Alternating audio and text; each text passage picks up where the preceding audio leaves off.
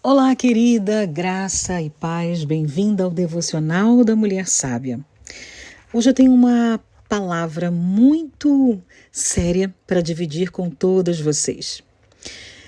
Será que você já passou ou está passando alguma situação na sua vida onde você questiona: será que Deus está me vendo?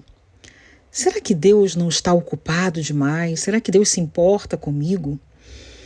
E tamanho tempo sem resposta, tamanha falta de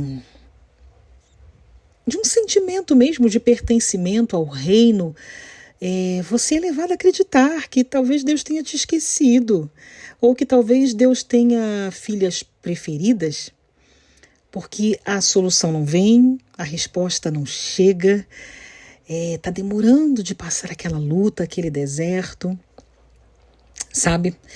Eu tenho lido muito de uns dias para cá o livro de Jó e estou presa nos últimos 7 ou 8, 10 capítulos do livro de Jó, e quanto aprendizado Deus tem, o Espírito Santo tem me levado a vivenciar.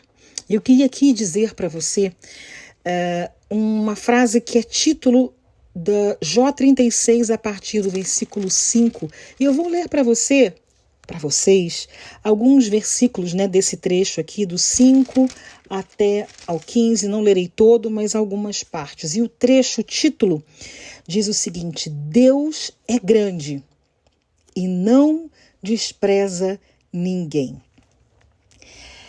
O versículo 5 vai dizer: eis que Deus é grande e não despreza ninguém. Ele é grande na força da sua compreensão. Não poupa a vida do ímpio, mas faz justiça aos aflitos. Não tira os seus olhos dos justos, pelo contrário, os assenta no trono com os reis para sempre, e eles são exaltados. Se estão presos com correntes e amarrados com cordas de aflição, ele lhes faz ver as suas obras, as suas transgressões, e que se mostram arrogantes. Abre-lhes também os ouvidos para a instrução e ordena que se convertam da iniquidade. O versículo 11 diz assim: se o ouvirem e o servirem, acabarão os seus dias em felicidade e os seus anos em delícias. Porém, se não o ouvirem, serão passados pela espada e morrerão na sua cegueira. Ah, querida, sabe as lutas, as aflições do dia a dia, essas coisas que às vezes a gente ora e é como se tivesse um teto de bronze sobre a nossa cabeça, E a gente parece que a oração bate no teto e volta. É como se Deus não estivesse nos ouvindo. Deixa eu lhe dizer algo. O silêncio de Deus também é resposta.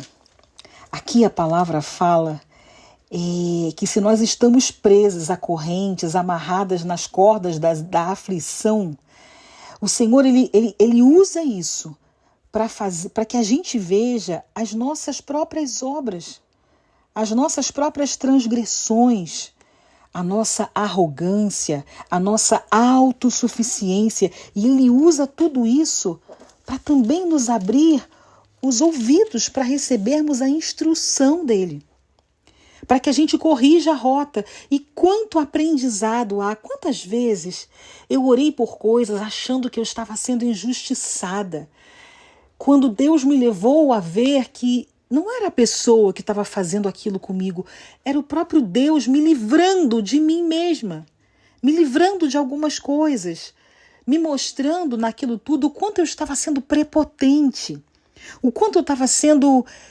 autossuficiente, querendo resolver as coisas do meu jeito, ou que fosse da minha forma. Então, Deus ali estava ordenando, através daquela circunstância, que eu me convertesse, que eu entregasse o controle da minha vida para Ele. E olha aqui, o versículo 11 diz: se a gente ouvir e se a gente servir ao Senhor, entender e acatar que Ele não perde o controle de nada e que Ele usa as circunstâncias para nos santificar, para nos tornar mais parecidas com Ele, para que a gente manifeste a glória dele através da nossa vida. Os nossos dias vão acabar em felicidade e os nossos anos em delícias. Mas aquelas que não ouvem, aquelas que não têm a humildade de aceitar a vontade de Deus, de crer, de confiar, de descansar, de perguntar: Senhor, o que está de errado comigo? Não é com o Senhor. Não é com o ciclano ou beltrano. Não, nada foge o controle dele, querida. Mas se nós não tivermos a humildade para ir para este lugar, entender a soberania dele, descansar nele, olha o que diz aqui: se não o ouvirem, serão passados pela espada e morrerão na sua cegueira. Morrerão na sua cegueira. Sabe, uma ocasião, meu esposo passava por uma situação bem delicada no seu ambiente de trabalho, isso já tem alguns anos, e eu me pus a orar, sabe, pedindo para que Deus fizesse justiça, para que a mão dele viesse sobre aquelas pessoas ímpias que estavam ali. E depois, passado algum tempo, eu pude ver que aquilo que eu julgava como uma grande injustiça tinha a mão de Deus ali para nos levar, para levar o meu marido a viver algo novo na sua vida profissional. Muitas vezes nós não entendemos o que está acontecendo. Mas nossa vida não está nas mãos do Senhor. A palavra não diz que todas as coisas cooperam para o bem daqueles que amam a Deus. Então nós precisamos crer na palavra. O versículo 15 de Jó 36 ainda vai dizer assim: Deus livra o aflito é por meio da sua aflição, e pelo sofrimento é que Deus lhe abre os ouvidos. Então são nessas circunstâncias de aflição, de angústia, é pelo sofrimento que Deus usa tudo isso para nos tornar mais próximas dele.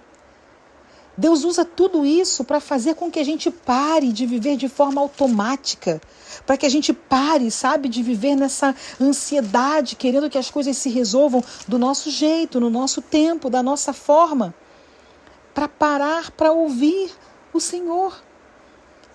E isso é maravilhoso, queridos, isso é tremendo, isso é tremendo. E eu estou procurando aqui porque eu quero ler para você uma outra passagem que diz assim, olha, Deus fala de um modo, sim, de dois modos, mas o homem não atenta para isso. Em sonho ou em visão de noite, quando o sono profundo cai sobre as pessoas, quando adormecem na cama, Deus fala. Então, Deus lhe abre os ouvidos e lhes sela a sua instrução. Isso está em Jó 33, versículos 14 ao 18. E olha aqui, Deus usa pessoas, Deus usa circunstâncias. Ele fala de um modo, ele fala de um outro, ele fala através de um sonho, mas o homem não atenta para os sinais, para a voz de Deus. E por que Deus faz isso? Lá no 17 fala, para afastar o ser humano dos seus próprios planos e livrá-lo do orgulho. Deus fala para guardar a sua alma da cova e para a sua vida passar pela espada. Então, queridas, Deus fala, Deus ele usa circunstâncias e tudo isso ele faz para nos afastar. Olha aqui, para afastar o ser humano dos seus próprios planos, para nos livrar do nosso orgulho, para guardar a nossa alma da cova, porque nós não sabemos quais são os planos de Deus, mas sabemos sim que eles são maiores e são melhores do que os nossos. Provérbios vai dizer, o coração do homem faz planos, mas a resposta, ela vem do Senhor. Então eu não sei o que você está passando, que aflição, que deserto, que angústia, mas algo eu sei. Deus, ele quer usar tudo isso para tornar os seus ouvidos sensíveis, para fazer com que você saia do automático, para que você solte o controle da sua própria vida, para ele te dirigir, para ele te colocar, para te livrar dos seus próprios planos. para livrar a sua alma de perecer na cova e de passar pela espada. Então, minha querida, glorifique ao Senhor. Eu não sei qual é a situação, qual é a circunstância, mas Deus ele está usando tudo isso para livrar você de você mesma, para livrar você dos seus próprios planos, e saiba reconhecer os caminhos de Deus na sua vida. Aqui, lá em Jó 35, para terminar, versículo 14.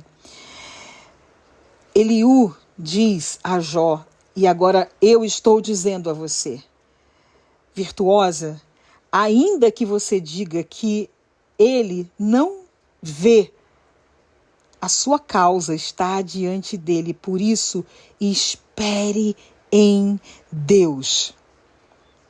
Ainda que você diga que não o vê, a sua causa está diante dele, por isso espere em Deus. Amém, querida?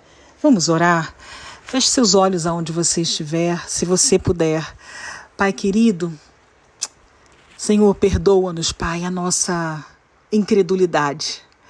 Perdoa-nos a autossuficiência, perdoa-nos esse sentimento de orfandade que muitas vezes nos leva, Senhor, a querer agir na força do nosso braço, como se não tivéssemos um Pai que nos ama tão profundamente, preocupado conosco, agindo a nosso favor. Espírito Santo, leva-nos a viver em águas profundas de intimidade, a não cedermos, Senhor, a nossa carne a vozes internas ou externas, achando que podemos acrescentar um côvado à nossa estatura, achando que podemos fazer algo para abençoar a nossa própria vida. Ah, Senhor, perdoa-nos, Pai. Nós hoje reconhecemos que não somos nada sem o Senhor. Nós hoje reconhecemos a nossa humanidade e dependência, Senhor, total de Ti. Espírito Santo, ainda que nós não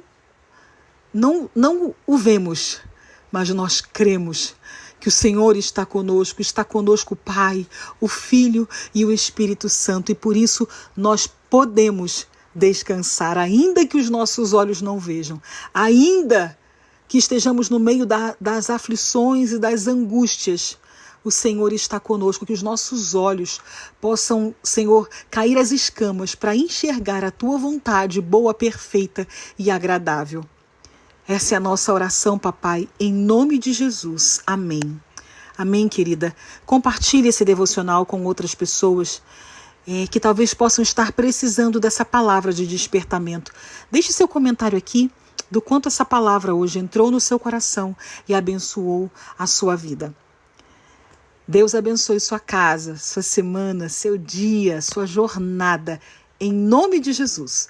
Nós nos encontramos no próximo Devocional da Mulher Sábia com Gláucia Rocha.